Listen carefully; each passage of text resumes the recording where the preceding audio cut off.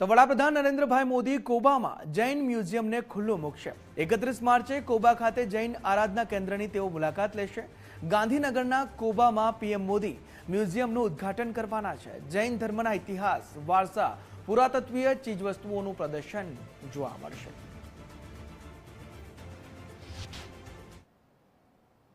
ભારતના માનનીય યશસ્વી પ્રધાનમંત્રી શ્રી નરેન્દ્ર મોદીજીના હાથોથી આનું ઉદ્ઘાટન થઈ રહ્યું છે। મોદીજી એ પૂજ્ય ગુરુ મહારાજજીના બહુ જૂના આત્મીય સંબંધો ધરાવે છે અને એમણે પોતાની ઈચ્છા હતી કે આ એક શ્રેષ્ઠ કક્ષાનું મ્યુઝિયમ બને।